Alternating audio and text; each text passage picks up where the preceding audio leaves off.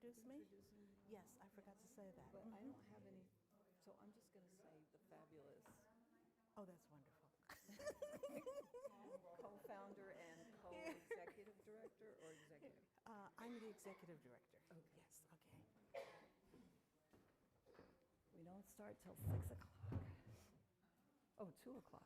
I said 6 o'clock. All right, so. I'm on a hot mic now, so I have my mic. All right, so good afternoon, everybody. My name is Brenda Schufelt. I'm the History Room Coordinator at the Hudson Area Library, and welcome all of you today.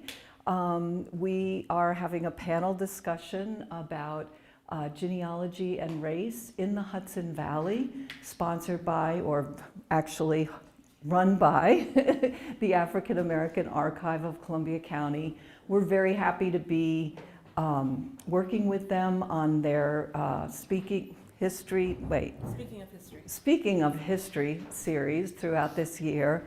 And we're also selling the book today because one of our panelists, Debra Bruno, has written a wonderful book called The Hudson Valley Reckoning. And what's the full title? Sorry.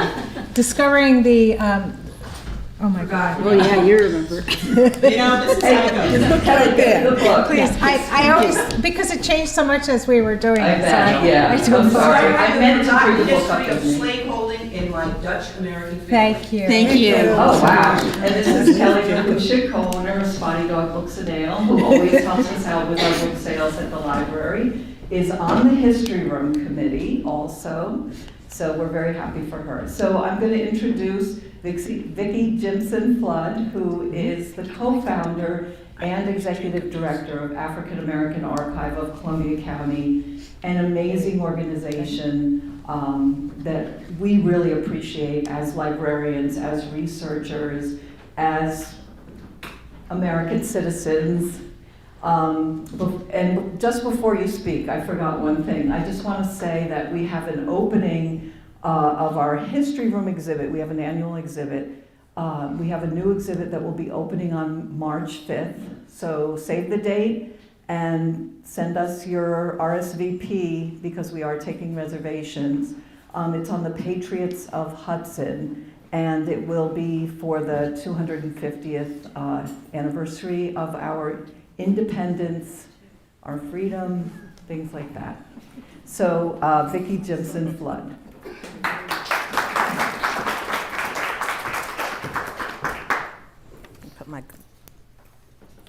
Can you hear me?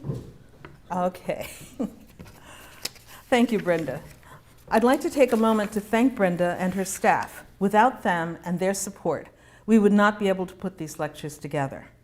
Before we start, I would like to tell you a bit about some of our upcoming events. In May, we will have the last of this season's in-person and online Speaking About History talks. Former Congressman Chris Gibson will discuss his new book, The Spirit of Philadelphia, A Call to Recover the Founding Principles. Later this month, Lisa Flood Smith, who I'll introduce in a few minutes, who is the Deputy Director of the African American Archive of Columbia County, will introduce her new monthly podcast. In the coming months, she will have as her guests public historian Tad Stormer, who's the author of the forthcoming book, A Resistance History of the United States, and he will speak with Lee about Black participation in the Revolutionary War. We will also have Mary Liz and Paul Stewart from the Underground Railroad Education Center in Albany. They will speak about Stephen and Harriet Myers and the Albany Vigilance Committee. And we will also have Eric Chandler of the Connecticut Society of the Sons of the American Revolution, who will speak on slaves, freemen, and Haitians in the American Revolution between a rock and a hard place. The exact times and dates of these events have yet to be determined, but please be sure to check our website for more details. Now I'd like to welcome you to the third in the 2025-2026 Speaking of History lecture series. Today's talk, The Long Road Home, focuses on genealogy and race in the Dutch Hudson Valley, and it brings together 4 people who have personal experience in family genealogy. The first is Debra Bruno. a Washington, D.C. based, Debra's on the end over there, Washington, D.C. based author and recovering journalist who has written about law, politics, the arts, music, dance, theater, books, culture, health, and international issues from D.C. and Beijing. Deb has written for the Wall Street Journal, the Washington Post, and many other publications.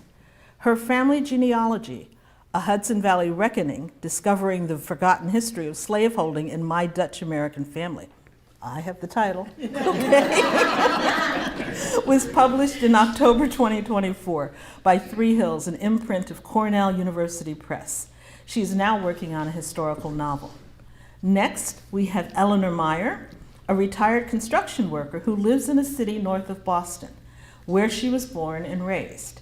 Eleanor became interested in genealogy when an older cousin sent her information on the Vanderzees, her mother's family in the Hudson Valley. And I gather that is how she and Debra Bruno came to know one another. I'll ask them to talk about that a bit later. Eleanor loves local history, the history of the Civil War, and narratives about the lives of everyday people. Deb and Eleanor worked on the book together. Okay. Now I'd like to introduce Lisa Flood Smith and her husband Peter Smith of the African American Archive of Columbia County. Full disclosure, I am the executive director of the archive, as well as Lee's mother and Pete's mother-in-law. Do not, okay, I know you might say we look young. Do not ask how old we are. We were having lunch today, and the guy behind the counter said, "Oh, you too, you look like sisters." And we said, "No, we're older." And then he said, "Are you a member of the 100-year-old club?" So I was like, "Yeah, no, I'm not quite that old." So anyway. Exactly. Okay, so Lisa is president of the Archives Board of Directors. Lee, as she is known to us, puts the stories and historical background to the names and dates compiled through her husband's research. She focuses on combining abstract data with social, historical, and cultural observation to create compelling narratives. She is presently writing a book on the lives of her Columbia County ancestors and the history of slavery and freedom in the area. Lisa is a frequent speaker at events related to pre-20th century Black history. And last but not least, we have Peter Smith, who is responsible for the archive's research and genealogy. Pete is a lay genealogist and researcher with over 20 years of experience and is responsible for the construction and maintenance of several family trees, numbering over 5,000 people. His work is the result of diligent research of census, birth, marriage, death, and military records, obituaries, church, family, and cemetery records, DNA matches, and interviews with family, friends, and local authorities. Okay. Now, before we get started, I have a couple of housekeeping items. Please turn off your cell phones. After the talk, we will serve refreshments in the back of the room. And if you would like to purchase a copy of Deb's book, whose title you already know, okay, please see Brenda. We have, and I've forgotten Kelly. And Brenda and Kelly, okay. We have copies of the book for sale, and Deb and Eleanor will be happy to sign them for you. I will start the talk by asking each of the speakers to tell you a bit about themselves and their work. Then I will ask them a few questions. After that, we will open the discussion for questions from the in-person and online audiences. Deb, would you like to start? Yes. Will you be able to hear me if I speak like this? Can you hear me? Or not so much? Oh, or maybe this is a better. That one's for online. Oh, I see, okay. Now, this is probably better. Can you hear me? Okay. So I'm so honored that you would all come out on a freezing cold Sunday afternoon. I know that a couple people I know over on the other side of the river said they were going to come and then decided it was too cold. But actually, I see someone here. Hi, Sharon. But thank you for coming, and I'll talk a little bit, but I don't want to go into great detail. As you can probably tell from my last name, I'm also Italian. So when I grew up, my family always sort of identified as Italian. You know, we had pasta Christmas and Easter. We went to Mass every Sunday, and I thought a lot about that. I spent a lot of time thinking about my my Italian ancestry. I didn't know anything really much about my Dutch ancestry, except that the Dutch had been in the country for a long time. And I thought that was kind of cool. You know, I thought maybe we'd be related to Martin van Buren or somebody, you know, somebody significant in Dutch American history. But I didn't really think much more of it because I knew my family were mostly farmers, and farmers from way back. So a few years back, a historian friend of mine said to me, oh, if you have Dutch ancestors who go back to the 1600s, which I did, they were probably enslavers. And I still remember that moment where I got that kind of feeling deep in my gut that, uh-oh. But I kind of, my initial reaction was, no. First of all, I didn't know that there was slavery in the North at all. I didn't even think about it. But secondly, I thought, no, my family wasn't rich. They were poor farmers. They could barely make a living. So how could that possibly be? And she said, okay, well, just look into it. You know, she didn't push back on it. She just said, just do the investigation. So I eventually did the investigation, and then I did find, within a very short period of time, Isaac Collier, who was my 5 times great-grandfather, and who had the same name as my grandmother. My mother's maiden name was Collier, who in 1796 bequeathed he was writing his will, and he bequeathed his slaves to his descendants. So it was there on the last page of a will that was 1,700 words long. So I had to read through every word of those 1,700, and then I found that. And at that point, I knew I had to learn more about slavery in the Hudson Valley, and I knew I had to learn more about my own ancestors. So it set me on a journey of discovery, and I'd say I started that in about 2017, 2018, and maybe 2019. I think it was 2019. So I first wrote an article, and the first thing that the Washington Post magazine editor asked me when I decided to write the article when it was accepted was, can you find any people who are descended from people your family enslaved? And I thought, how do I even begin to do that? Do you want to pick up from there? No, you keep going. You're good. So this is where Facebook actually did something very, very good. There's a group on Facebook called I've Traced My Enslaved Ancestors and Their Owners. Very strange name, but a useful group. And I joined the group. I posted on there that I was a journalist writing about New York State and the Hudson Valley. Very general, very vague. Did anybody have any information for me? And within 24 hours, I got an email from a woman named Eleanor Mire, who is sitting right next to me, and who is probably one of my closest friends in the world today. So, she said, I'm descended from slaves in Coxsackie and New Baltimore. This is exactly where I grew up. And all of you know, because you are here today, this is not a highly populated area. So to learn that and to find someone who was that closely connected to where I grew up gave me a message in a lot of ways. It gave me the message that keep going. You have to keep finding out more. Don't stop now, because this is important. And the fact that I got to meet her was part of it. So we reached out, we talked, and we found a lot of other interesting things about our connection. I'm trying to transition nicely into you, Eleanor. So I will now let Eleanor tell how we connected and a little bit more about her own family story. Thank you. Okay. First, I'd like to say, these people are professionals. I show up. Okay? So I'm going to do the best I can. I can't talk as good as her, but I'll try.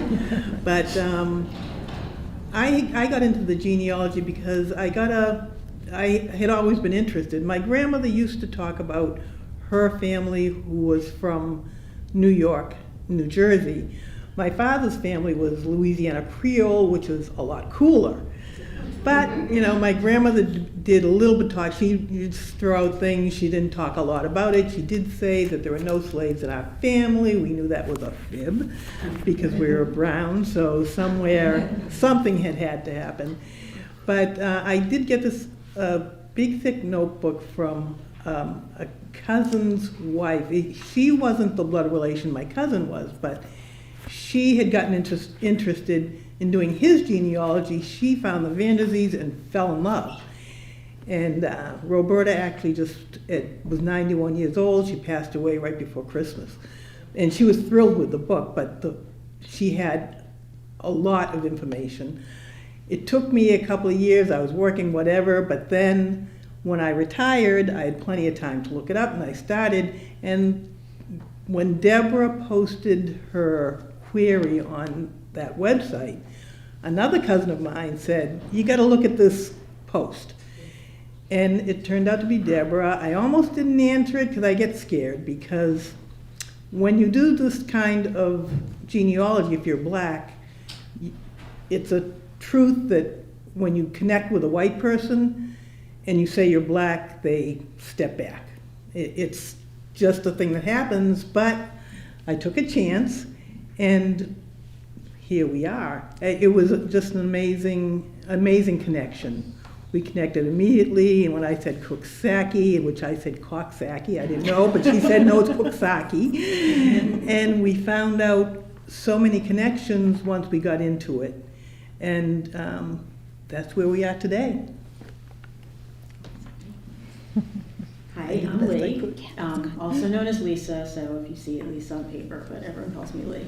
And thank you all for being here.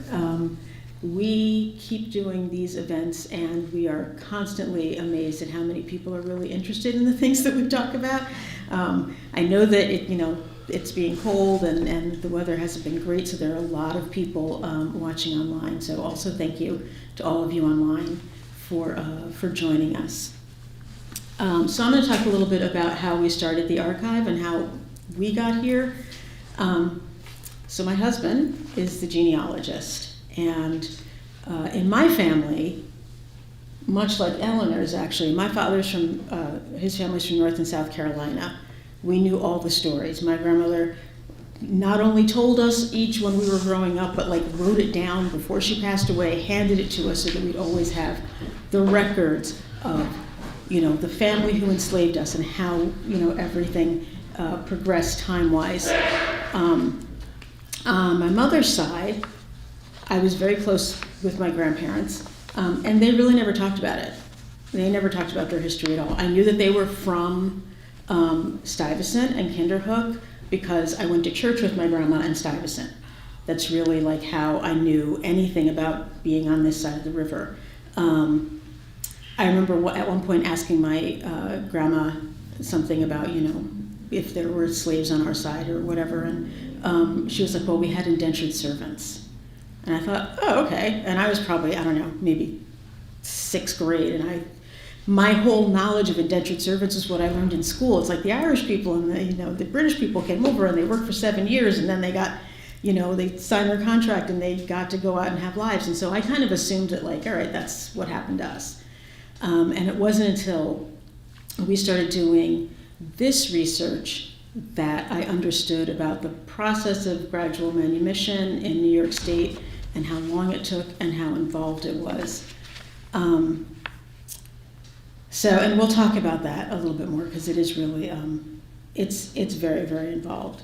So when Pete started doing our family genealogy,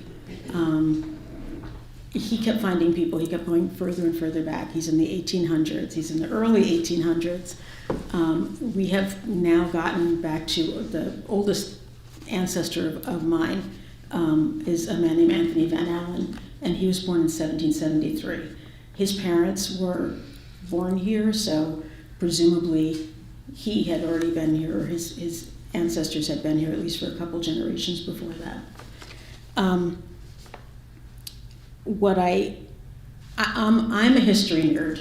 I've always loved history. So when Pete started finding all of this stuff out, that's when I decided I want to find out how people lived, where they lived, what life was like in agricultural Columbia County in the 1800s. And so that's when I started doing a lot of that research, and I found out about gradual manumission. And we also found out, and this was something that was a surprise to me, it's how we're connected to Eleanor as well, is not only was there a very large Black community here in Columbia County, but there was a lot of movement from this area, even during the time of enslavement, to other areas. So, for example, Eleanor's Vanderzee ancestors married into my Jimson ancestors here in Columbia County. And then we've also found connections in Massachusetts to, I don't know if any of you know Mom Bet, Elizabeth Freeman. We have connections to her and to W.E.B. Du Bois. So there's a lot of movement around this area, and that was something that was very interesting to me. And we do actually frequent road trips, and we go and talk to people and other historical societies. I think the other thing that I would really want to mention is that our family names are the same as the family names around here. So we have Van Allens, we have Van Esses, we have Van Alstynes, we have Coons, we have Harders, we have Leggetts, we have Collins. All of those names that, like, if we still had a phone book, you could open the phone book and see those names in this area, right? And those are our family names. So it really kind of underscores how intertwined all of our families were. And I will give it to Pete. Hi, I'm Pete Smith. I am the Director of Research and Genealogy for the Archive. I was born in Queens and lived in New York City until 1989. And then when Lisa and I got married, moved to Westchester. And then I continued to work in New York City until I retired in 2023. My interest in genealogy started around 2002 when I started to explore my family tree. My grandparents were Ashkenazi Jews that immigrated to the U.S. in the 1890s. Term Ashkenazi refers to the Jewish population that lived in Eastern Europe dating back to the Middle Ages in what is present-day Germany, Poland, Belarus, Ukraine, Romania, the Baltic states, and the Slavic states. Although prior to World War I, much of this territory was part of the Russian Empire. My mother's family came from Latvia and settled in Manhattan, and my father's family came from Lithuania and settled in Amsterdam, New York. As an aside, growing up in Amsterdam, my dad and his brothers were friends with Isidore Dembski, who you might know as Kirk Douglas. The primary resource I use for research is the website Ancestry.com, which compiles and indexes census records, birth, marriage, and death records, cemetery records, wills, draft cards, and other military records. There is a free website with similar information called FamilySearch.org, which is operated by the Church of Jesus Christ of Latter-day Saints. Around 2017, I started to explore Lisa's family tree as well. As she said, we knew that her mother's family was from Columbia County, but we didn't realize how long they had been here. And other than her maternal great-grandfather, who migrated to Columbia County from Charlotte, Virginia, around 1910, I was able to trace the remaining branches of her family back 5 or 6 generations in Columbia County to the late 1700s and early 1800s. And as she said, the names are a veritable who's who of African American families living around Kinderhook, Stuyvesant, and Chatham, including Jimson, Jackson, Gardner, Leggett, Burgett, Gale, Van Ness, Harder, and Van Allen. Going back earlier is very challenging. One, because slavery in New York State ended gradually between 1799 and 1827, and the manumission records are very difficult to locate. We have gone under the assumption that most of the family names are the names of the former enslavers, although we have yet to determine the origins of the Jimson name. Another factor is that New York State didn't start keeping vital records until 1880. There are some municipal and church records that go back earlier, but it's very haphazard. Another resource that's proven quite valuable is the website FultonHistory.com, which maintains archives of old newspapers dating back to the 1800s. The newspapers are a great resource not only for births, marriages, and deaths, but for local stories involving your ancestors. These archives are searchable, but locating useful information is dependent on how uncommon the name you're looking for is. With common names like Jackson, you can be faced with hundreds or thousands of hits. You can filter by the publication and location, but there's a lot of trial and error involved. In 2018, we decided to get our DNA tested. This provides a breakdown of ancestral regions, which Ancestry updates annually.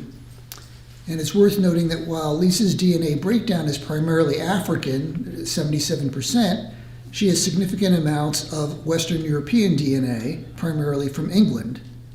This reflects that relationships must have occurred between the enslaved and their enslavers. It's very common for Black families to claim indigenous American ancestors without any documentation or DNA evidence. Lisa actually has 2% indigenous American DNA, and her mom has 4%. We know that it all comes from her maternal grandfather's side, which is who lived in Columbia County, but we haven't been able to determine specifics beyond that. DNA tests also allow you to connect with matches and compare family trees to determine how you're related. This helped us to expand the tree and add previously unknown family connections. In Lisa's case, a family story handed down by her paternal grandmother was supported by her DNA matches. The story was that her second great-grandfather was born in North Carolina from a relationship between a woman of color and a white enslaver named Yelverton. While it's assumed that she was enslaved at some point, she appears as a free mulatto woman on the 1860 census. Lisa has over 40 DNA matches that list Yelverton descendants on their family trees, almost all of whom are white.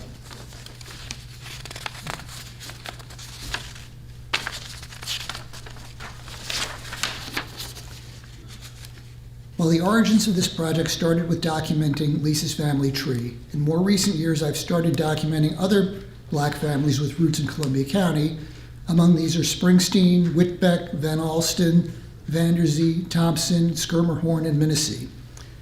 And I also want to make everyone aware that there is a research link on the archive website if you want our assistance in tracing your ancestors.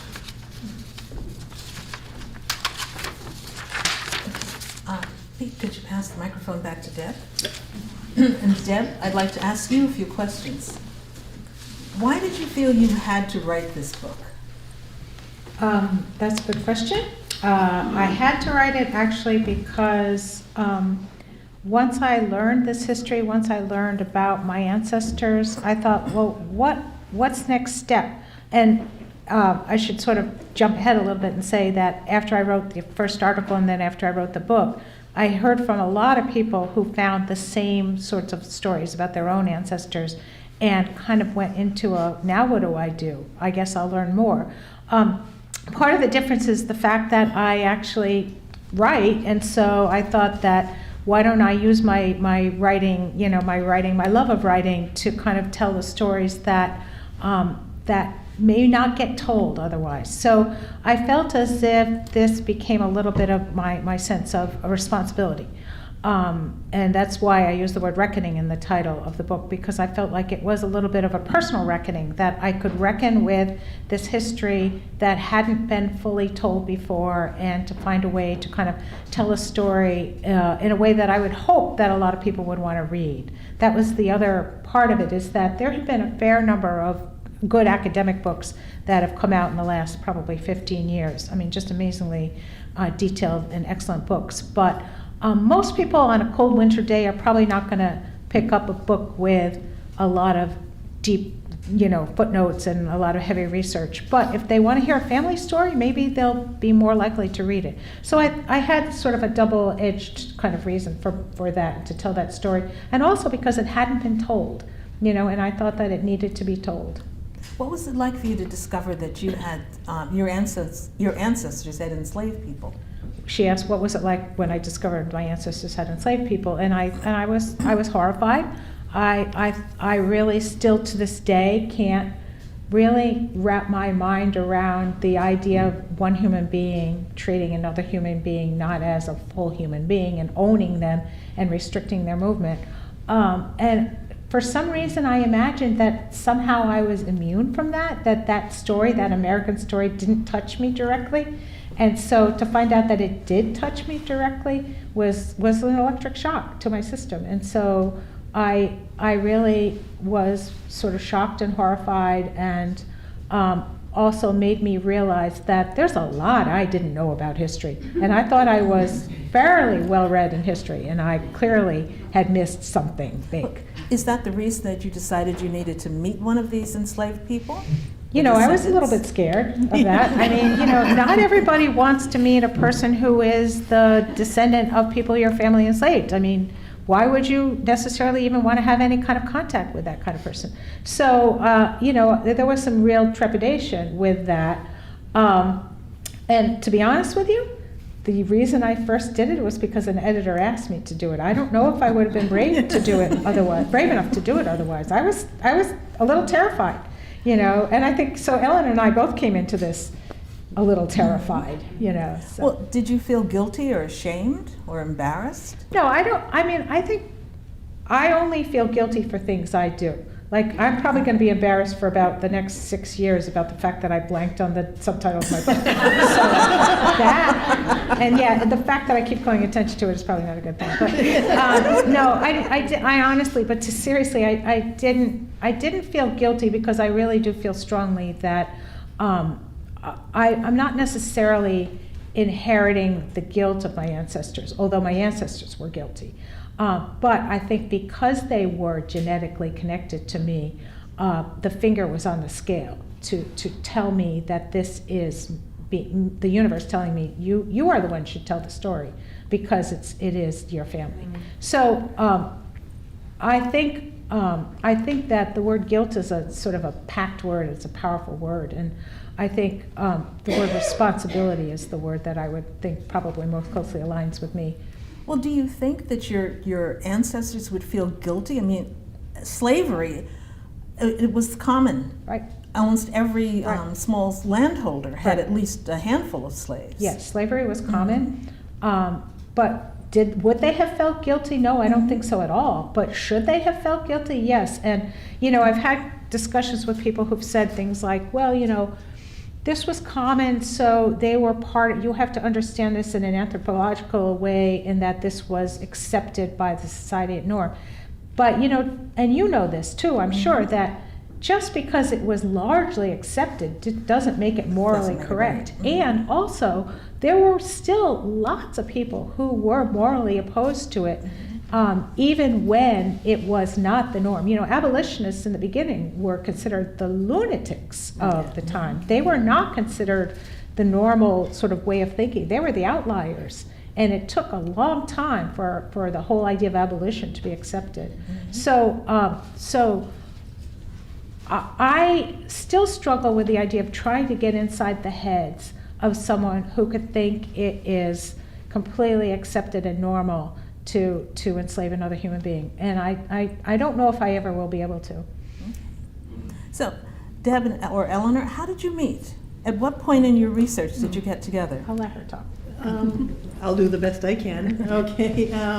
Well, it's like she said, she had posted on, I've traced my enslaved ancestors on that, and my cousin called me up and said, you've got to see this post, because she knew, of course, that my cousin knew I had ancestors in that region. And when I did, it was very odd, just because we connected immediately.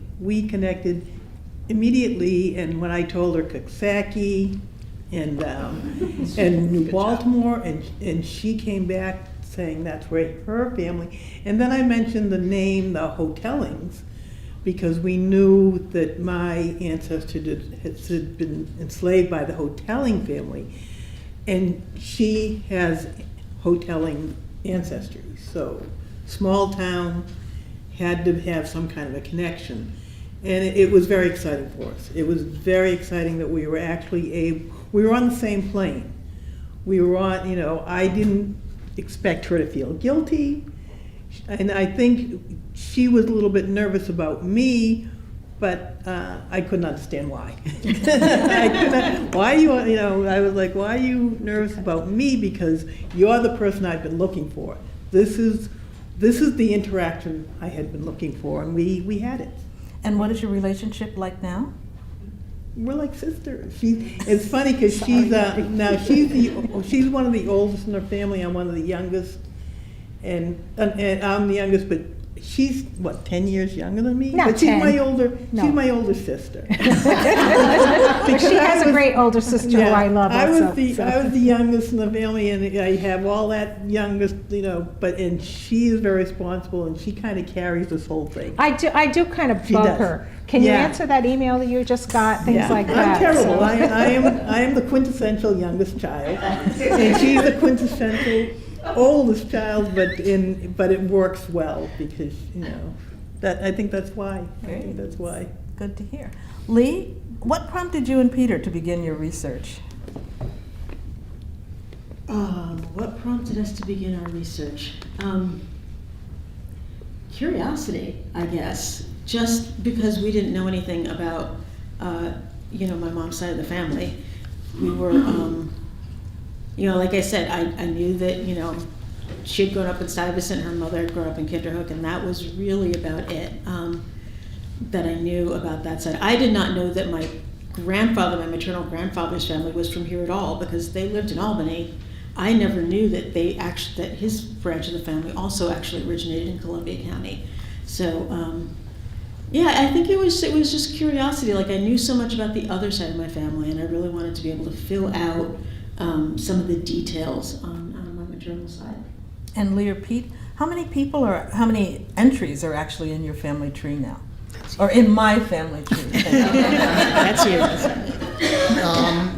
I don't know how much is on your side specifically, but the entire tree, which includes both sides of Lee's family, is somewhere north of 4,000 people. Mm-hmm. Is it becoming harder for you to find new entries, or how are you going about that? I would say it's harder because I've started to add people that are not blood relatives, but that are from families that married in or that are connected in other ways, and so I'm kind of expanding the net to include other families in the region. Mm-hmm. And of the families, both on her father's side and Lee's mother's side, where are the oldest descendants? From the South or here? Oh no, definitely from here. Okay.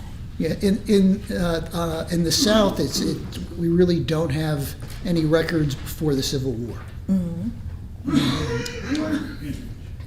Okay.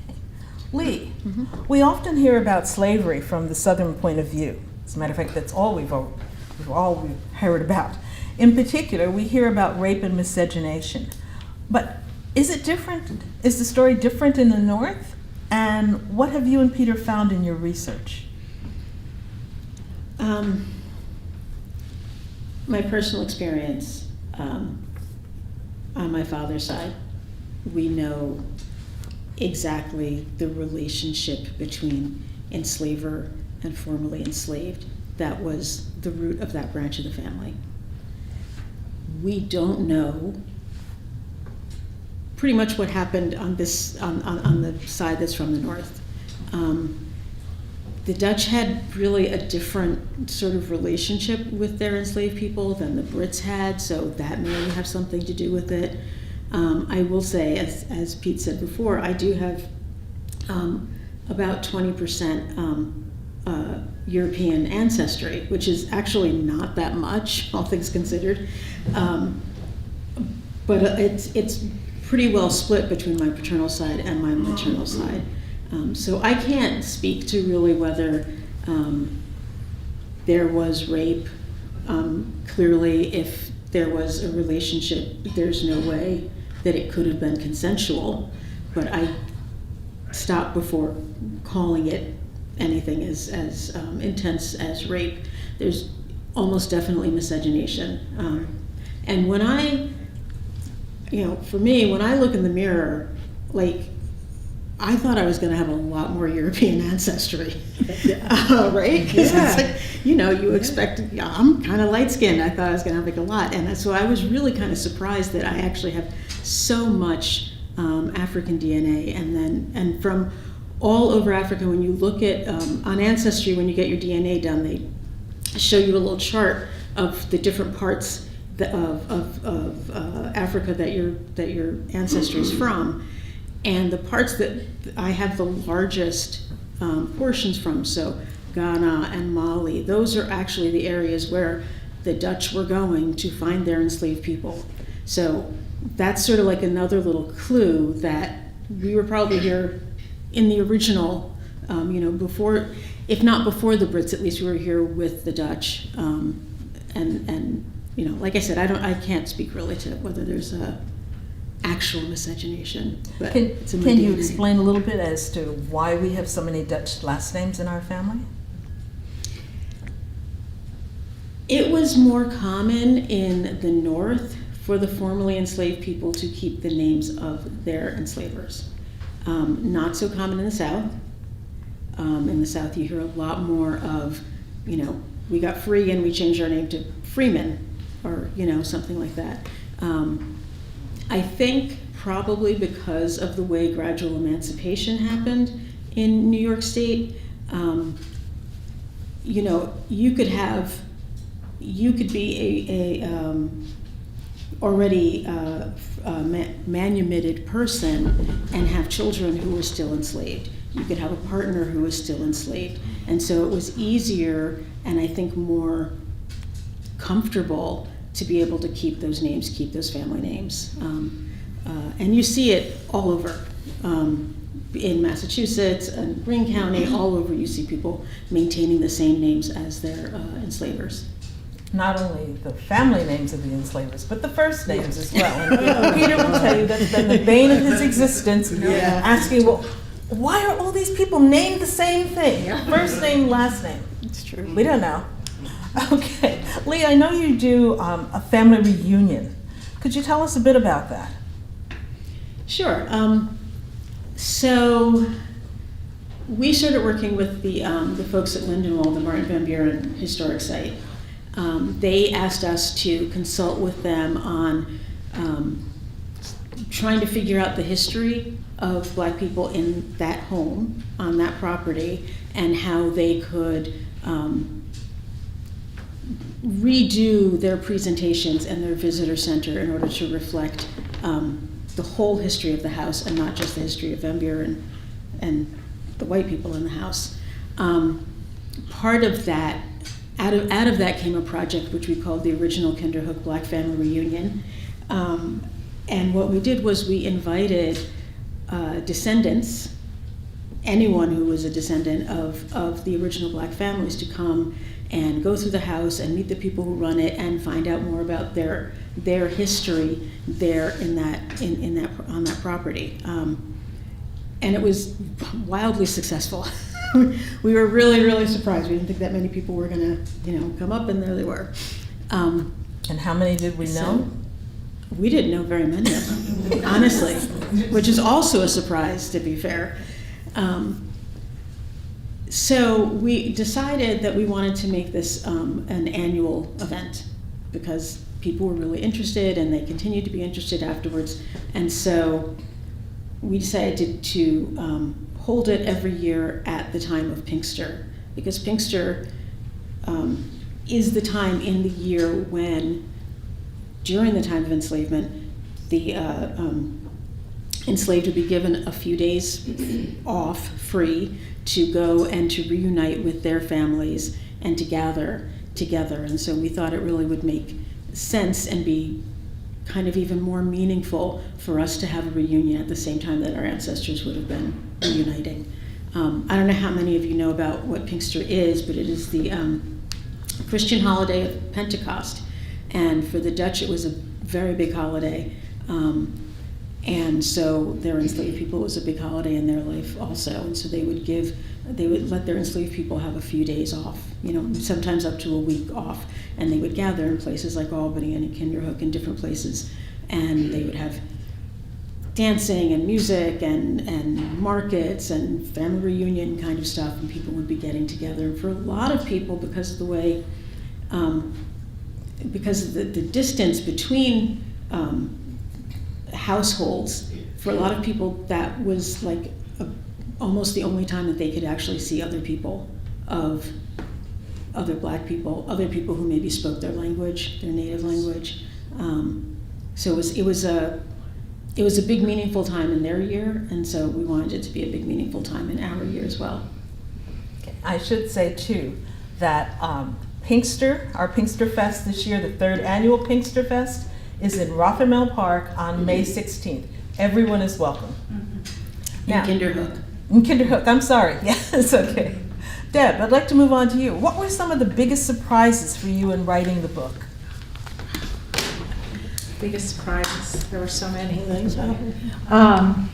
First of all, the fact that it's possible that Eleanor and I are genetically connected, even though we haven't found it in the DNA, because you were talking about miscegenation, and Mary Vandersea, Eleanor's ancestor, had her first babies when she was 13 and 14 years old. So to me, that is not consensual. So that those babies were said by oral history to be fair-skinned. So we put those two things together, and we figure that probably someone in the Hotelling family was the father of Mary's first 4 babies. I am a Hotelling as a descendant. I'm a descendant of a Hotelling, although my Hotelling goes through Katrina Hotelling, who was the daughter of the oldest Hotelling on record in the in this world, which was Matthias. So I haven't found the actual genetic connection, but it's a family tree connection if it's not a genetic connection. And Eleanor is descended from Mary's oldest son, Thomas Vandersea, and so that was part of the thing that our first wow moment.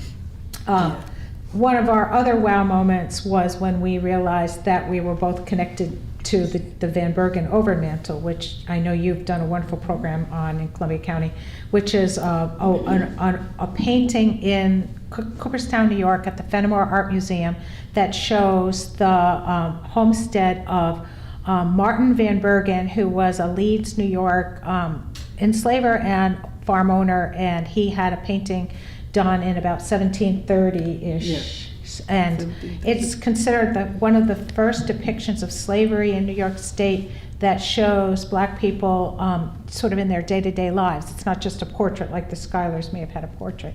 So it's a very valuable piece of Americana. And then we realized that we both had Van Bergen in our family trees. Mm-hmm. So it was this moment where we went, what? Wait, and so we went to see the overmantel. And so that became an incredibly powerful and moving story. And the third one is one that I'm going to steal from Eleanor because I know she found it, and I'll give her full credit. But we put together some really interesting dates. One of them was the fact that Mary Vandersea's father was a man named Caesar Egberts. Caesar Egberts got emancipated in 1819. And the way he did that is he was sold first by Conrad Hotelling to a man named Richard McCarty. Richard McCarty then sold him his freedom for, I think it was $130. Yeah, he had to buy his. So he had to buy it, but he must have been earning money all this time. The timing of this coincides exactly with when Mary Vandersea stopped having babies and didn't have another baby until she was married to John Van Bergen. So it was a period of about 5 years in which, and she was at the peak of her childbearing. So it wasn't as if this just was a normal course of events.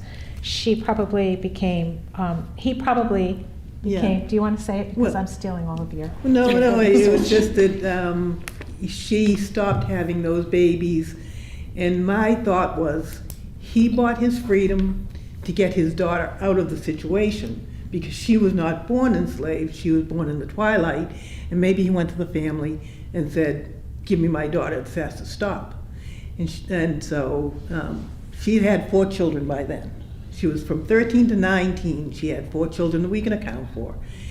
And she stopped having babies in 1819 and didn't have any more children until she was married to John Van Bergen, I think a few years later.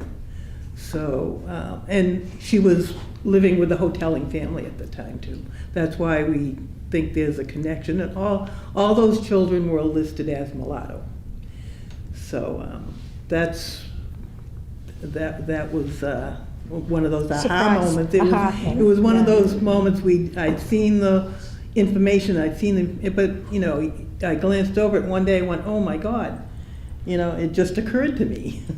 Well, It where was- do you yeah. find all that information? Well, How do you find it? Well, some of it was at our library in Coxsackie. We found the piece of paper in which Caesar Egberts was emancipated. And it's Yeah. funny, when we were talking about last names, also it was interesting because we think of him as Caesar Egberts, but he was described as Caesar Hotelling, then Caesar McCarty, then Caesar Egberts. So we don't really know where the Egberts name came from because we Yep. don't think he had been enslaved. He wasn't enslaved at that time by anyone named Egberts, so. Oh, can Yeah, go ahead. I just a little side note, with the last names, there is a reference to John Vanderzee, but they said, no, they call him Jack, and they called him Vanderzee's Jack. So the ownership was at Vanderzee's Jack, so maybe he just transposed it and went Jack Vanderzee, Yeah.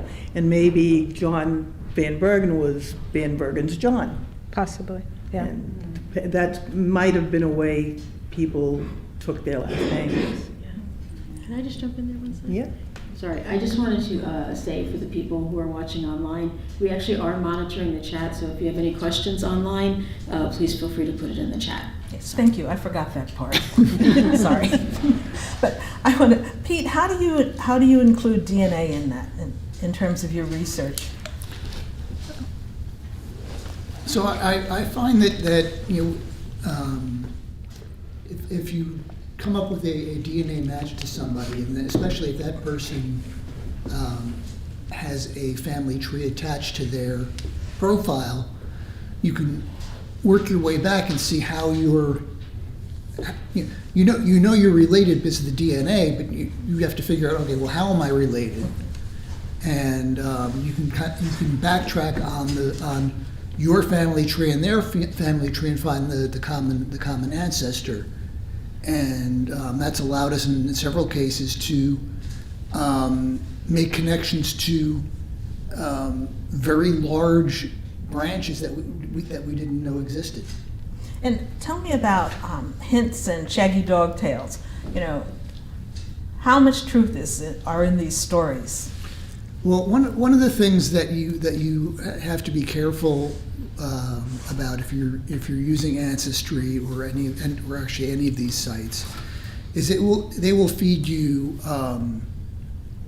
hints based on family trees that other people have put together with the same names, but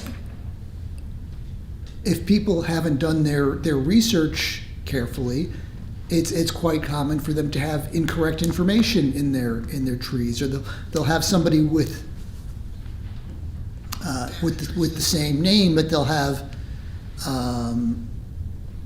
attach census or other records for some other person with the same name, and so it takes a lot of diligence to determine, okay, this is accurate or this isn't accurate. So I think people know their parents and their grandparents, but I think once you start going back beyond that, people start getting a little Creative. Okay, this is a question for any of you. What would you say to white or black Americans who say slavery has nothing to do with their families? Do you agree or disagree with that? That's a tough one. Oh, I like we're going to pass the mic around. Sorry, no? I would say that's a tough one because actually there are so many families who weren't here during enslavement. But the families, if you have families that were here during enslavement, and even if they didn't own, the families didn't enslave people, they are living with the fruits of what enslavement meant.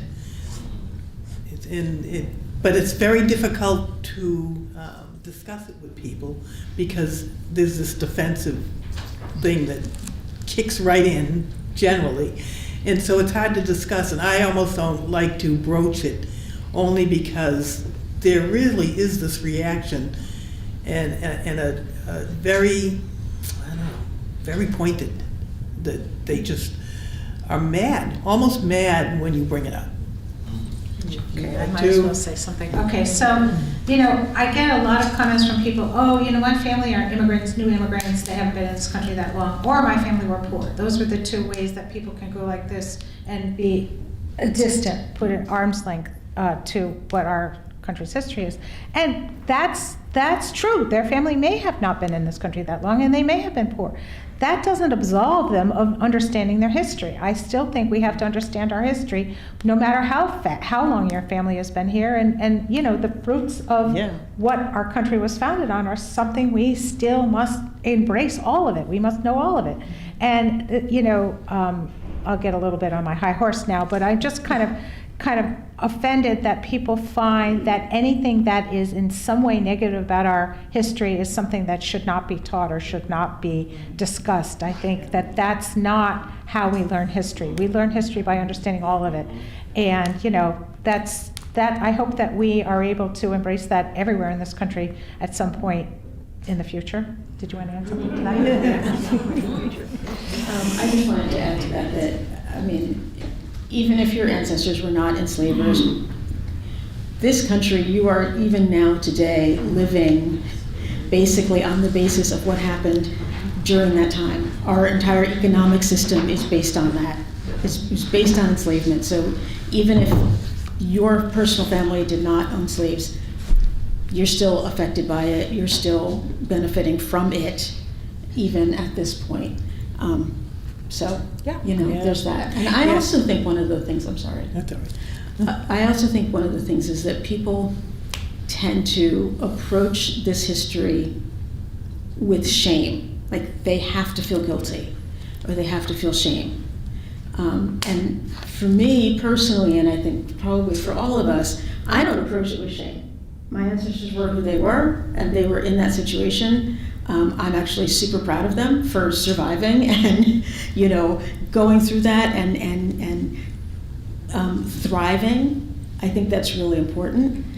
But I don't think any of us should feel shame or guilt necessarily for what the situations that our ancestors were in. Because we can say, yes, they were men of their time and it was very common and everybody did it. And yeah, that's true. But for us to be able to feel that now is, I don't know, kind of pointless, honestly, in my mind. There's a question from the chat, which is, sorry, hold on, I lost it. Have any of you been able to trace any ancestors to the Jamestown, New York, or Lake Erie area? No.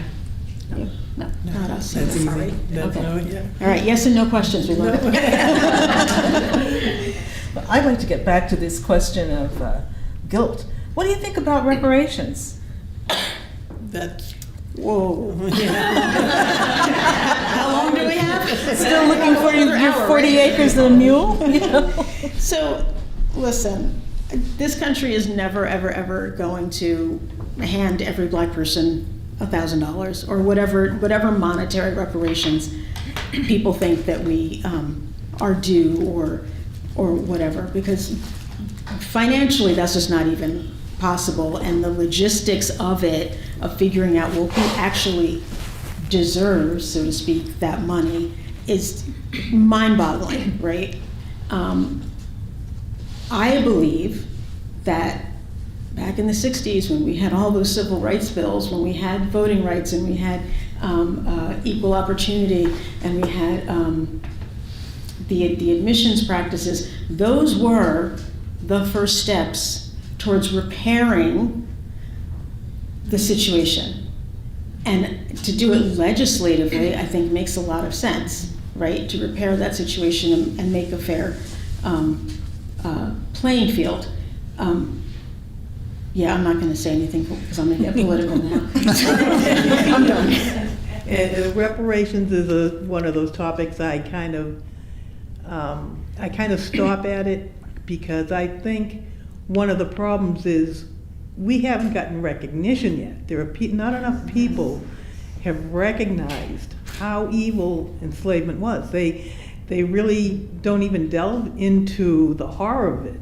Or how pervasive. And how pervasive and how hard. So until we have, I think right now the reparation would be recognition and education. Yeah. You know, start there. And once you get there, well, you could probably talk about that later, but yeah, to me, reparations mean education and recognition. And you just, like I said, stop being defensive about it, just be open about it, what happened. And Okay, Yeah. what Lee and what Eleanor said is exactly right, but, and I was about to say, when you said recognition, I said recognition is a form of reparations. So, Yes, yeah. yeah. But, I mean, there's also been some really creative stuff being done around the country. Georgetown, for example, which sold off its enslaved to fund the school, the Jesuits sold off its enslaved, has instituted a scholarship program for the descendants of those enslaved people. So, you know, those are pieces of things. It's very scattershot, and some places are doing better jobs of it than others. But those are real tangible things. And there's a Witness Stones project, which is going around the country. It started in Connecticut. It's very powerful in Connecticut. And it's sort of like the German Stolperstein, which marks the victims of the Holocaust in Berlin and other parts of Germany, where you say, this person lived here. And so you say, this enslaved person lived there.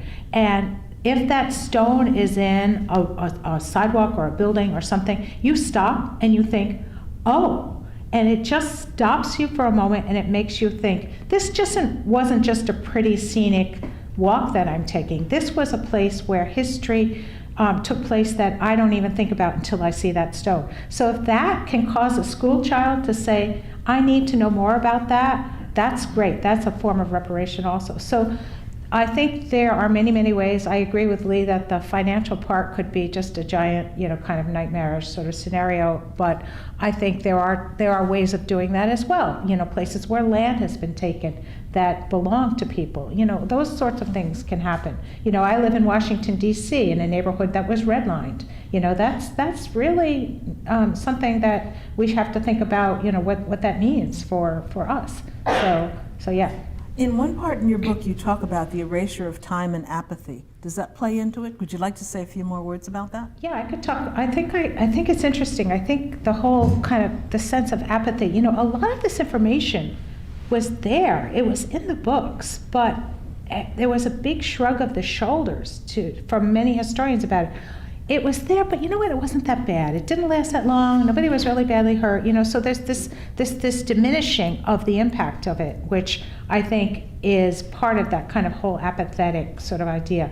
And I could get on a little bit of a tangent about the Underground Railroad, but one of the reasons why the Underground Railroad, which is a fantastic thing and it should be honored, but there are many villages and towns in New York State that want to say that they were part of the Underground Railroad because that makes them feel good about themselves.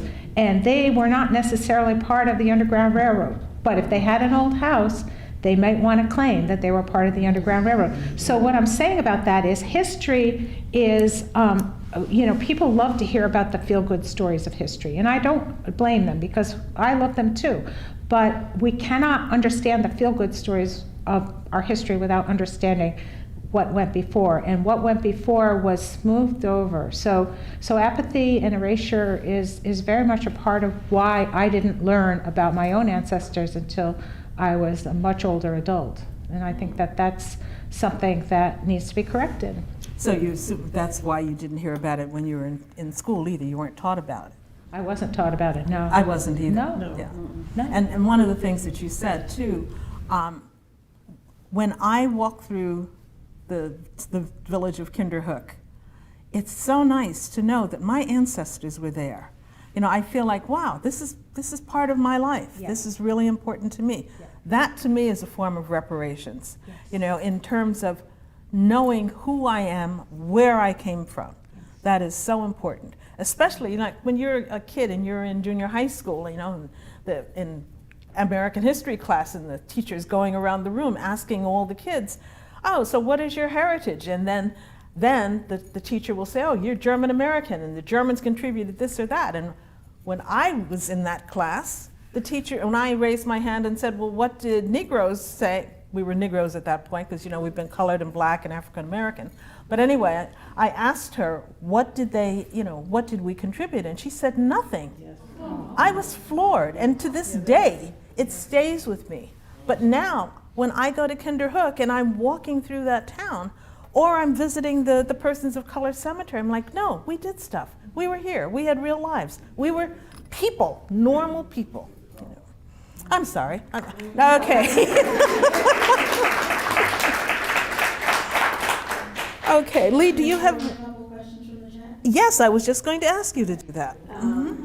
This question is for Pete. How do you determine what's accurate or not when you're searching ancestry?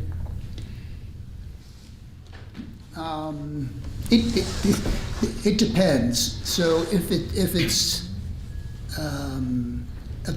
a person that you've already done some research on and you know who their wife and children and so forth are, you can, if the record is showing different family members, you say, okay, that's probably not the same family.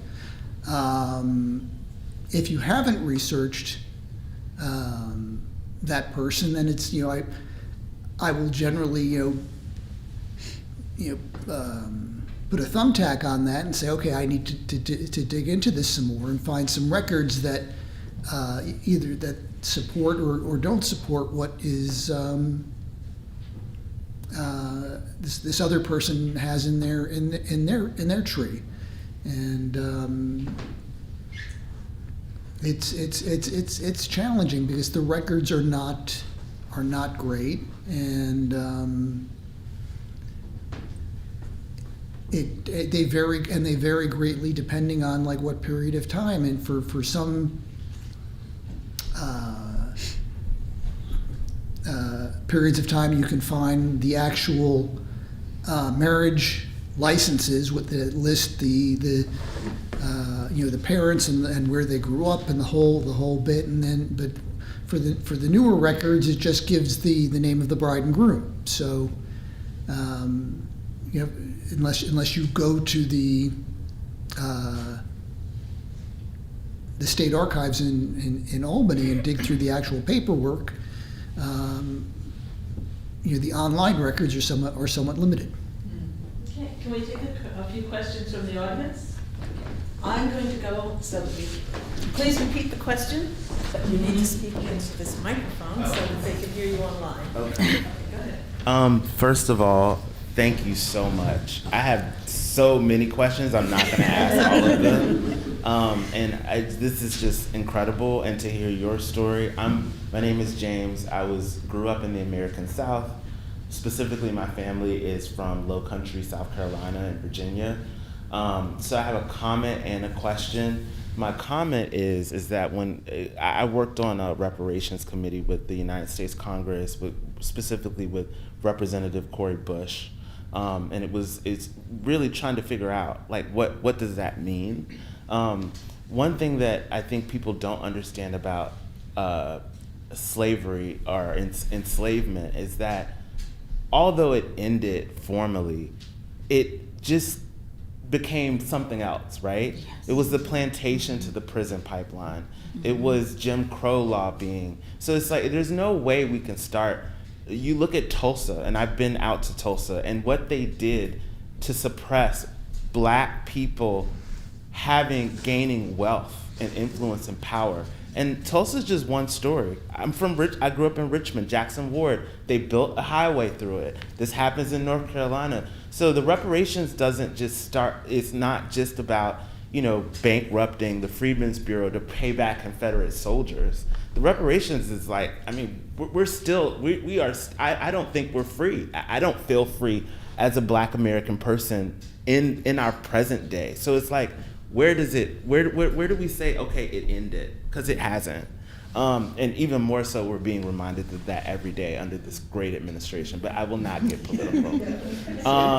The question I had for you, talking about DNA, I mean, phenotypically, I don't look like someone of mixed race heritage, probably to the average person, but we all know, Dr. Henry Louis Gates has done incredible research about Black Americans who've been here since the establishment of the United States, and we have done everything. I'm so sad that someone told you that. That makes me mad, because the dangerous part about it is then our own young Black people think that classical music is not Black music. They don't understand that jazz music, we have Kathleen Battle, we have Leontine Price, we have Billy Strayhorn. Black Americans are what makes America cool. I have to say that. I'm sorry.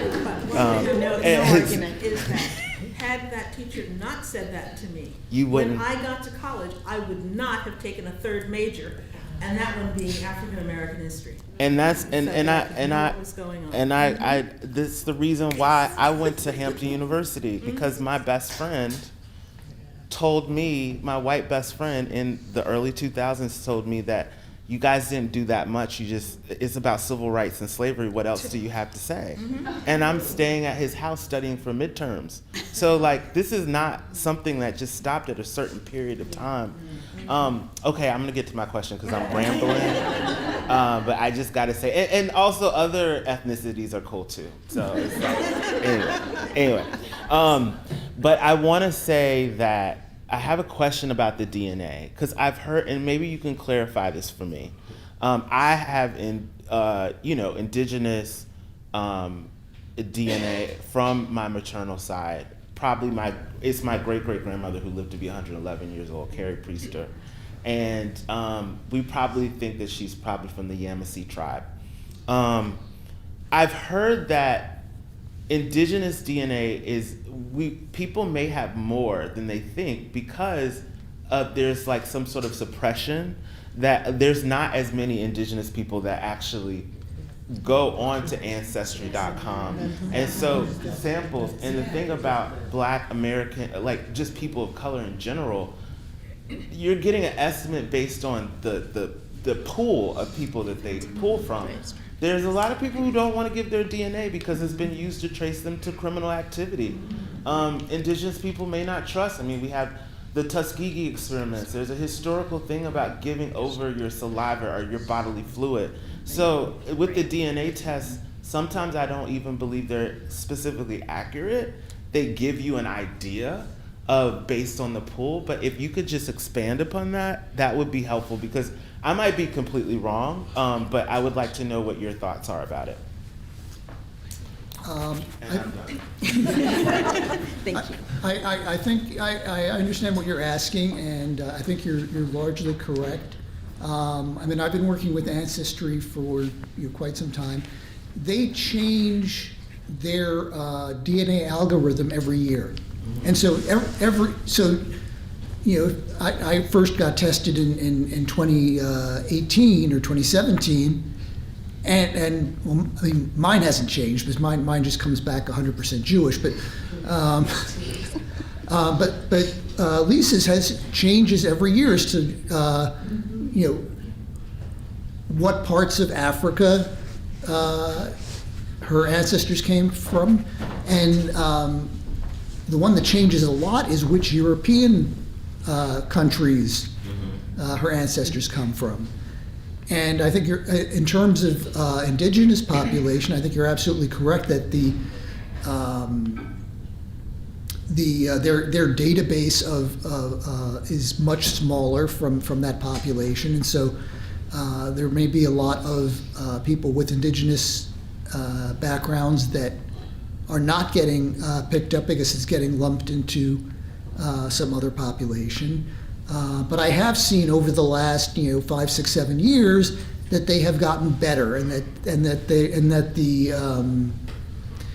where they used to put indigenous population into one group, they now have 2, 3, 4, 5 subcategories that tie to specific geographies.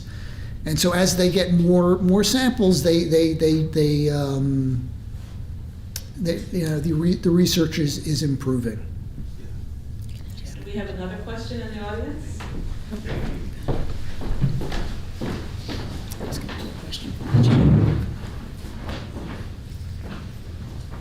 Actually, mine isn't a question, it's more of a comment, and it's going back to the idea of reparations and the way in which gradual emancipation here in New York State was enacted, such that those individuals who fell, who were born after 1799 were termed indentured. An indenture is a mortgage. A mortgage is paid to the person or the bank who serves as an intermediary for property for a period of time. Period of time in New York State under that law was 25 years if you were a female, 28 if you were a male. Was cash paid? No. But your freedom was mortgaged because you owed your body and your labor to, in this case often, your mother's enslaver. So it was taking out a mortgage on property, if we understand it in the way in which we understand that today, which means those enslavers were paid reparations for the loss of their income. Lee, do you have do you have a comment or question? I just want to say you're right. You're right. And we're talking about gradual manumission in New York State. Not only was that indentured servitude period. I mean, it's slavery. It's just a different name for it, right? You're still working without any benefit to yourself for someone, right? And also, the laws are very, very complicated. Every law has 15 different parts to it. But I mean, there are things like, yes, you can be free, but no, you can't vote. Yes, you can be free, but no, you can't own property. So it's not, freedom is not a moment, oh my gosh, now I am an American citizen. I can do all the things that anybody can do. I have all the rights and protections of citizenship. That's not how that happened. And we want to talk about, I am 60 years old. I am the first person in my family to be born with all of the rights and protections of a citizen of America, of this country, right? Because 64, 65, that's when the last civil rights acts happened. So I'm the first person in my family to be born with those rights and protections. And they're being taken away, but anyway. So yes, you're right. Question from the chat. I think this is for all of us. If there was a movement to try to revive and promote the Afro-Dutch Black descendants culture of New York and New Jersey in an attempt to spread awareness, would you all support it? And I guess how would you support it? If there was a movement, I think there is a movement. There are so many. You are the movement, we are the movement. There are a lot of museums that are doing incredible stuff. There are a lot of churches that reach out to us all the time for talking. There are a lot of history centers that reach out for talk. There is a great interest. So to assume there's no movement is wrong. There is a movement, and I'm really happy. And I think that Eleanor and I spoke in New York City in December, and the Dutch consulate in New York City expressed some interest. So that's great. So I think that this is an organic movement. I don't think it's a formal movement with a formal name, but I do think that there is an organic movement about all this. these people here. Yeah, Right, yeah. right, So right. Yeah, that's what I was going to say, is our audience is the organic movement. Us doing Pinkster every year, and all of the other Hudson Valley sites doing Pinkster every year. Those are the organic movements of people really beginning to honor our Afro-Dutch history. There was a question here for Pete.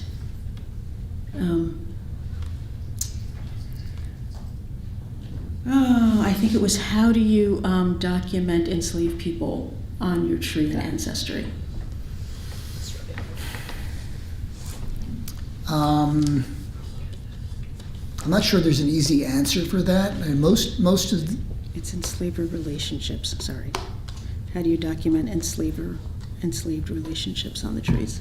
so the question is how do we document enslaver relationships on the trees? And it's tricky if there is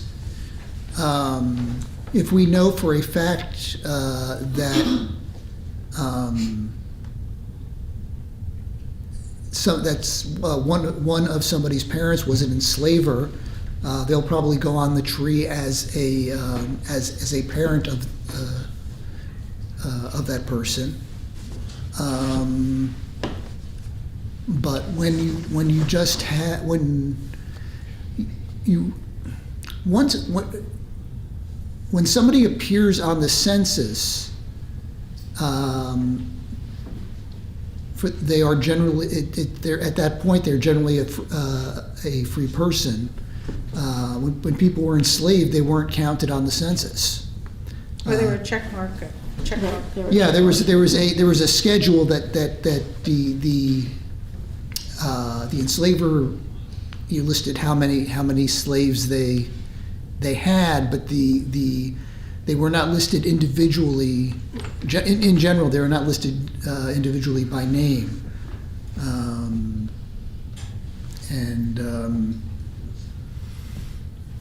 at least in our tree, for the most, I know we have a handful of enslavers from the southern population, but I don't know that we've directly identified enslavers for the northern cohort. You want to jump?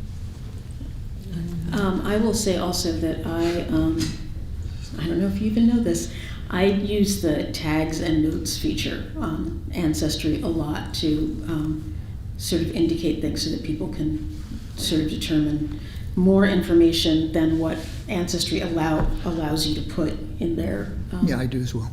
their thing. Do we have another question from the audience? Brenda? Sure. Okay. Yeah, one of the things I love about this, especially with Deb Bruno being here, is the idea of building narratives from the information, and we've been doing just beginning work with that, with the history room, with our whaling exhibit, and now with the Patriots of Hudson. How do you work at that? You're doing the genealogy, you're doing the family trees, and this is for everyone really. And I know you gave a great example also, Eleanor, of building a narrative of what could possibly be, but how do you think about that? And maybe also, what are some of the resources? Are you using the runaway ads, all the different local things that might not be in Ancestry and things like that? I guess it's two questions. Sorry, yes, the runaway ads, and if anyone is interested, the new edition of Susan Stesson-Cohn's book, In Defiance, is fabulous. It has a ton of ads and beautifully documented and cross-referenced. So we do use ads. I personally use a lot of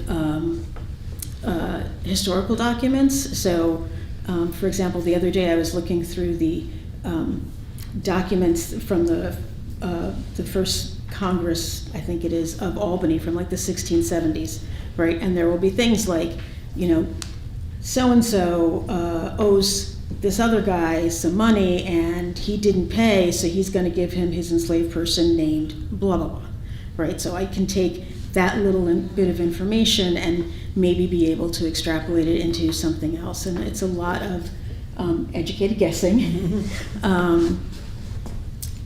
Yeah, you guys have any other? Sure. I use a website now, it's newspapers.com, and I don't know if you're supposed to plug, but a lot of the newspapers they go to different cities, they put up, they digitize the newspapers. I found my great grandparents who had been contraband from Williamsburg, because they had a small little blurb when her name was Winnie Winston died, and she was from Williamsburg and had come to Boston in 1863, which would have put her in with the contrabands, and I got in touch with a contraband society. A lot of it is just hit or miss. You stick your name in, and it may be, today nothing pops up. 6 months something pops up. And then a lot of it too is legwork. You have to go to the local historical society, hope that they have some kind of a system where they can find things, because a lot of them don't. I live in Massachusetts. My historical society is a mess. I don't think they can find anything. But the Vetter is fantastic, and if you're lucky, you'll get a historical society that does catalog. And there's so much that is not online, and a lot of times the best stuff is what you have to go. That's where at the Vetter we found the manumission papers, the actual manumission paper, and it was like, oh my God. Paper. Yeah, the actual paper. Yeah. And just even seeing it in person meant so much more than seeing the digitized version of it. But, and that still, hasn't been digitized, and we wouldn't have known about it. I thank Debra for that. But yeah, a lot of it's legwork, but a lot of it is knowing the parameters to put in when you do a search. Parameters are a big thing. By the way, Eleanor is the most amazing researcher. She does incredible I'm good finds. with parameters. But what I think you're asking, Brenda, is also about the whole idea of narrative, which I think everyone likes a story. We don't just want separate little individual facts, and I think it's interesting. I'm always attracted to, I want to know a person. So, if we have photographs, if we have newspaper articles, even obituaries will tell you so much about a person's life and how they lived. So we actually just get attracted to those stories. And so when we have those stories, when we hear stories of people like Mary Vandersee, the woman on the cover of my book, who lived 104 years. And on her 100th birthday, the local papers did all these articles about her. So we got so much information from just those articles written about her on her 100th birthday. So for me, that's the thing that just grabs me and grabs everybody in telling those stories. Just yesterday, we were in Vetter Library, and we were reading a newly donated volume of the records of the overseers of the poor for Greene County, starting in 1828. So starting just post-emancipation. And we found a baby who was left in a manger, a black baby left in a manger of the owner of the overseers of the poor. I mean, that piece, that's all we know. We don't know the baby's name. We don't know what happened to the baby. We don't know if the baby survived. But to me, that story is in my head, and it's not going to go away. And I probably won't be able to draw a whole story out of that baby's life. But those kinds of things make history so real. We sat there all morning yesterday and just read through page after page of human suffering.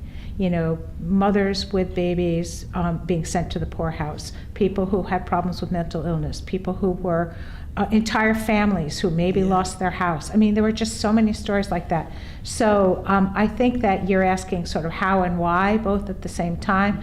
I think that's the why, and the how is sort of what they have all said, which is you just sort of fit the jigsaw puzzle together. You fit the pieces together and hope that you can have a clear picture. And sometimes you can only have a baby in a manger, and sometimes you can have a very complete 100-year-old woman's story. So that's the time when it's just so meaningful and so powerful. So Well, given all of that information, where do you go from here?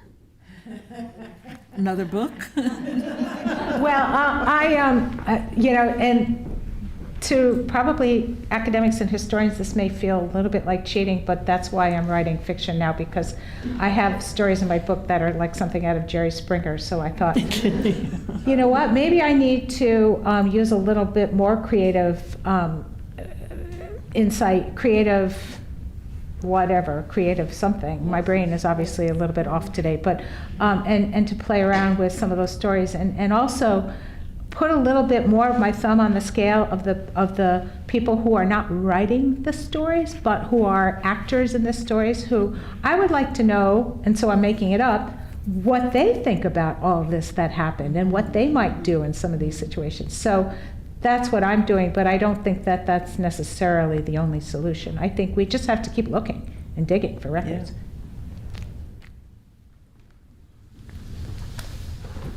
Another example, how you can kind of weave these threads together. I had located a last will and testament for Lisa's third or fourth great grandmother, I don't remember, and she bequeathed a house to her descendants. It's like, well, this woman owned a house. And so then we went to up the street here to the county clerk's office and went through the deed records to see what was up with this house that she owned. And so this was a free woman of color that owned a house in, what was the year? 1860s? Yeah, maybe earlier. And then we also looked up deed records for land that was owned by Anthony Harder, who was a free black man that owned hundreds of acres, 150 acres of land in Columbia County around Stuyvesant. And so you find a thread and you pull on the thread. Yeah. I think also the newspapers actually are a treasure trove, because back in the day, stories in the newspaper were much more elaborate and detailed and colorful than what you see in the social pages. I mean, the way they describe the weddings and what the bride wore and all of that. And then again, if you're looking at some of the self-emancipation notices, they tell you, this person who ran away was wearing these clothes and took this with them, and had their dog and speaks Dutch and English and Guinea African. They tell you so many things that you can then say, okay, well, then the people around that person also are probably wearing similar things and were speaking similarly. So you kind of take every single thread you can and pull at it and try and weave it into something that is a coherent and as close to accurate picture as we can get. That certainly seems to make the life of a person, especially one that's a runaway, to be much more vivid, much more vibrant. I mean, for the longest time, we didn't know that slaves, especially here in Columbia County, the slaves spoke a number of languages. They spoke Dutch, they spoke English, they spoke the indigenous languages because they had to. They were the ones that were doing the negotiations with the various peoples. And so that was very important.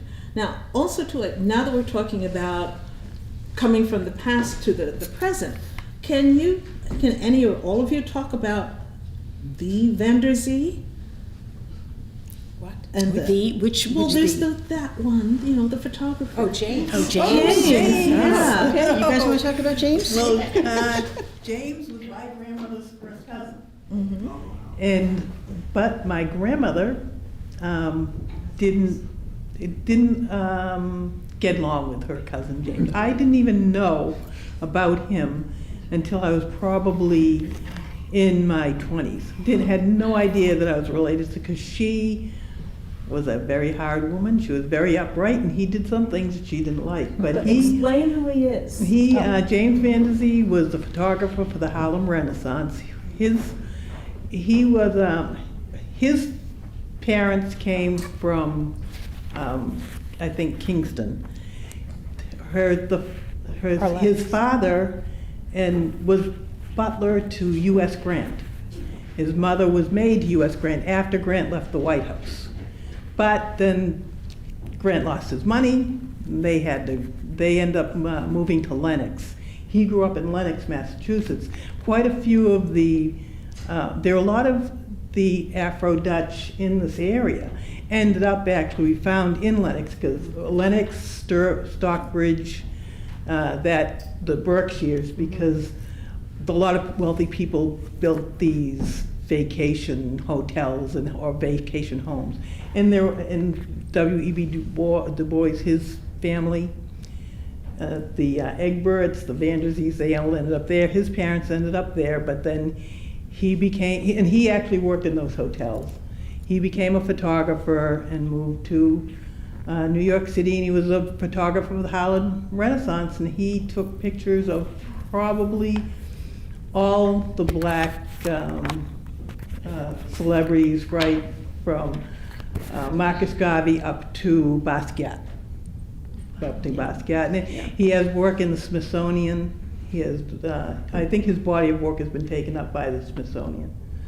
So we're very proud to have him in the family, which I know. But my grandmother wouldn't let us know. You said it all. I don't need to say anything, yeah. Oh, questions now.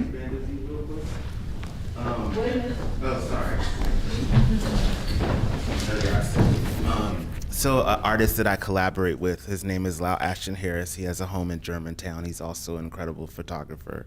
And his grandparents, their wedding portrait at the AME Church in Harlem was photographed by James Vanderzee. Yeah, he was the yes.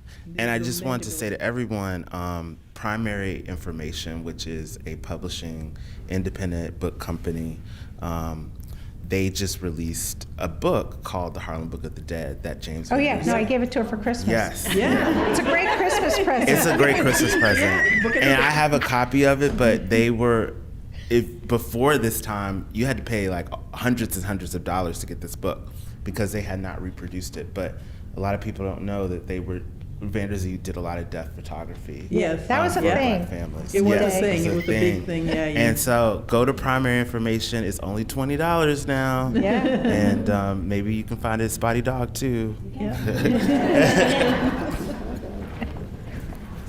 Lee, do you have any more questions online? This lady had a question. You have a question here. Okay.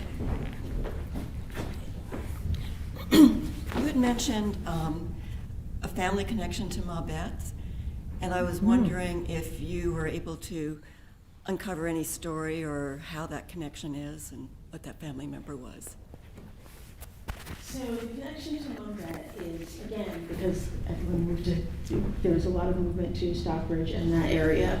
Right, this is a little complicated. So our ancestor, Anthony Van Allen, was in Stockbridge and had a relationship with a woman. I don't know if it was a marriage or not. He had three children, at least by at least three different women, so I can't say what the relationship was. His daughter married Monbet's son-in-law. I think that's how it goes. I have it written down, but like it's one of those kind of like complicated things. But while he was there, he was living in the same town as Elizabeth Freeman, and as that there's a whole big community there, right? So there's a lot of like cross between that group and Agrippa Hull, who was in the Revolutionary War, and Elizabeth Freeman. They were all like sort of in the same area.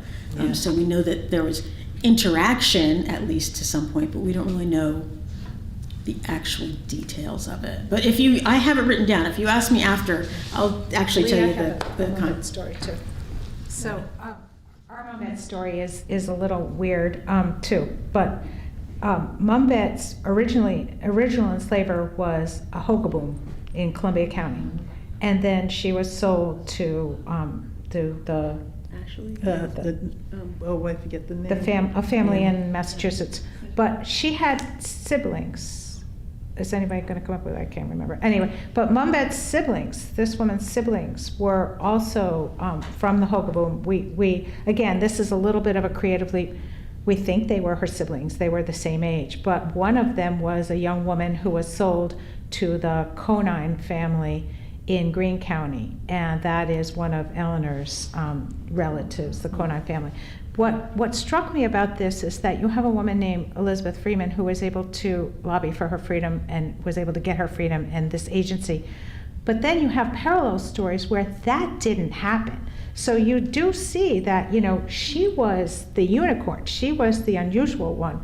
There was an entire family that was left in New York State that was not free. So that's the contrast of that really struck me, because I thought, it's great that she's celebrated and honored, but you know what? How about all the other people who were descendants of the people who were enslaved by the Hogaboom family, which we don't know. We don't know their stories. That's the thing that really is one of the reasons that motivates all of us, I think. Can I say something? I'd like to just throw out a Sojourner Truth. I don't know if people know who Sojourner Truth. A lot of people don't realize that she was Afro-Dutch. She was from Kingston, and one of the famous speeches they say was, ain't I a woman? She never said that. The woman who wrote it down and said she said that wrote it down in the Southern vernacular. Sojourner Truth was Afro-Dutch. She spoke Dutch. I don't even know if she probably spoke Dutch and English, but her story is another extremely interesting story of a Dutch Afro woman from this area, and who fought for the freedom of her children, to get her children back, and it's an exciting story, and one we probably should have heard in high school. We never did. We never did. Hers is very compelling, as is Mum Bet, and they were both Afro-Dutch women that we really should know more about. Yeah. And the relationship she had with the Sedgwick family. Sedgwick, Yeah, that's the name? Oh, the Thank you. Sedgwick pie. Sedgwick, Well, yeah, the but Sedgwick- Sedgwicks weren't the enslaved. Yeah. Ashley. Yeah. Ashley was the Ashley. one they went to, and Sedgwick was the one who helped her get free. Yeah, Right. I love Right. Theodore Sedgwick. The Sedgwick pie. With the graveyard, so Yeah. they're all in circles. Yeah. When the rapture comes, they'll all be up, come up together. Exactly. Yeah. Exactly. And Mum Bet is the only non-family member Yes. in the Sedgwick pie. Yeah, but Yeah. where's the rest of her family is what I want to know. We have no idea. Yeah. Yeah. Okay, do we have any other questions? There's a question on the chat here asking what happened to the property of Anthony Harder and where was it located? It was located around Stuyvesant and Kinderhook. If you can get a hold of one of the old historic maps where they list the landowners, you can see his name on the map.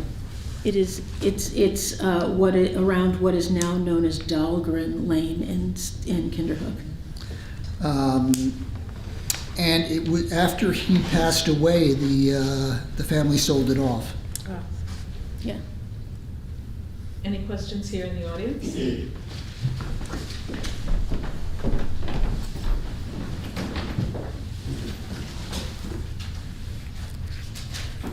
Actually, my question is for you. Oh.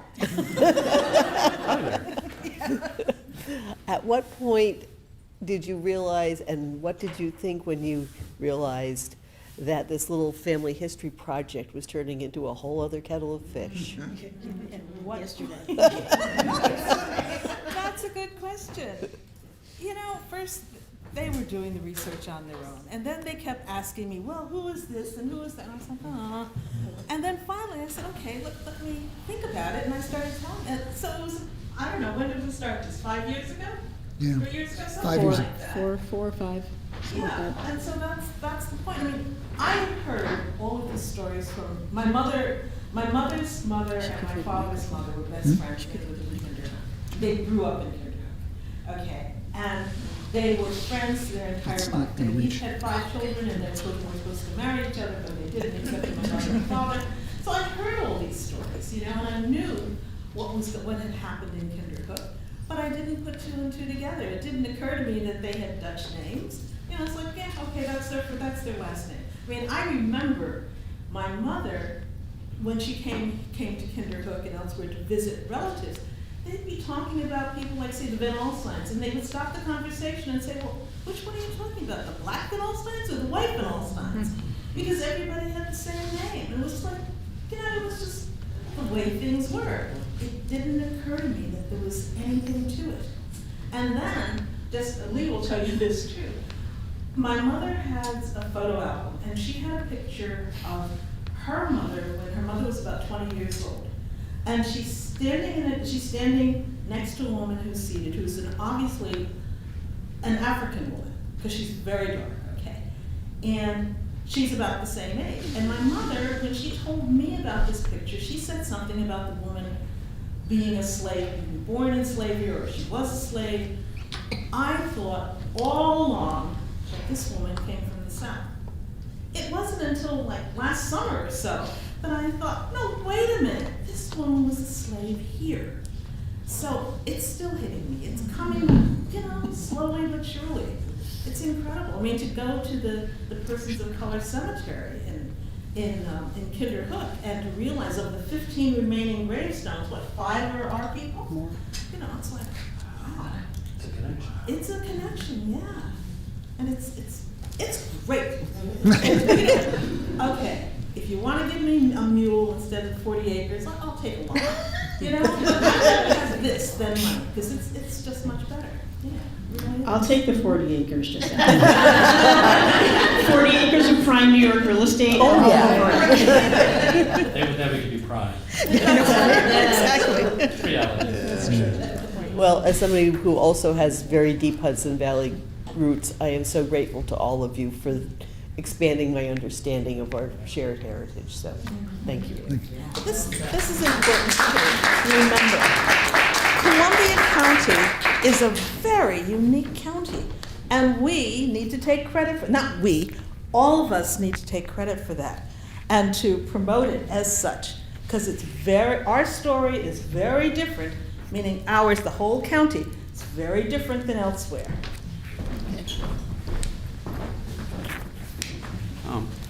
All right, my ancestry is New Netherlands, New Netherland Dutch. A few years ago I did 23andMe, and I was shocked to discover that I'm 0.08% Congolese Angolan.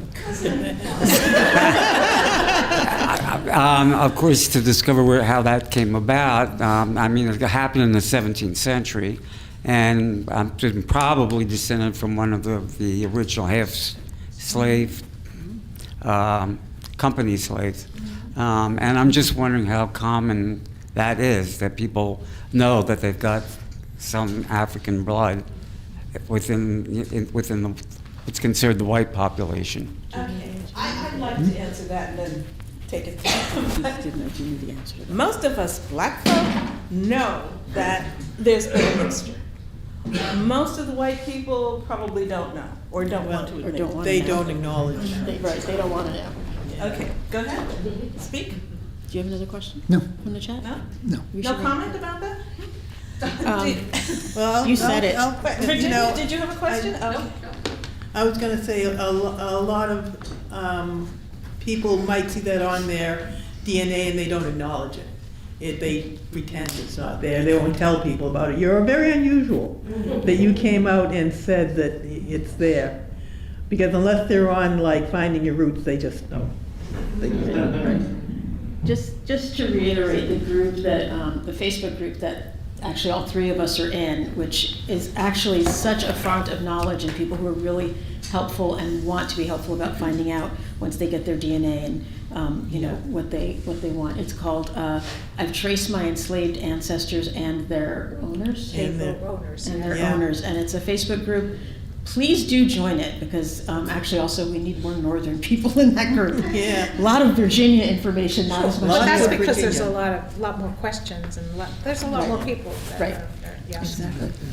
It's important to know, too, that the northern story of slavery and enslavement is very, very different than the southern story. And we need to tell that story, because it hasn't been told. Got a question in the back here. So I was going to comment on the same thing. So I am also descended from Dutch and Huguenot enslavers here in the Hudson Valley. I am also less than 1% North African and less than 1% Native American.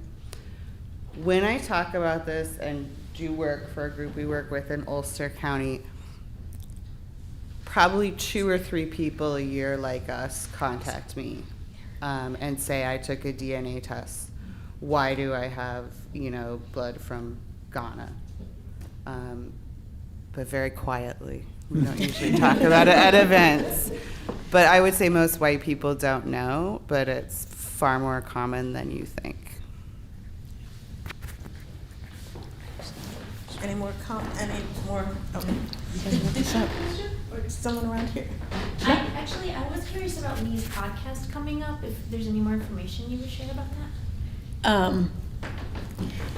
The podcast is still in the works, still in the planning stage. I would, if you are on Instagram, follow me on Instagram because that's where I put out most of our information. It'll also be on our website. I will most likely also talk about it on my Substack, which is called Roots in the Valley. You can all follow me there and write very interesting things about this. Yeah, we're just trying to line up the speakers dates now. And find time in my schedule. Yes, I will That's find that really- too, yes. I have a question for Lee, actually. When am I going to read your book, Lee? I really want to read it. That's just mean. And she knows it. Right? So a couple chapters are written, and I need to talk to you about, finding publishers and agents and whatnot, because that's the next step. Yep. So Happy to. Okay, if there are no other questions, no online questions, that's it. We want to thank you all for coming and thank you for the wonderful discussion. There are refreshments in the back, and don't forget the book. Yes, buy the book. Will be signed, okay? Yes. They'll sign it.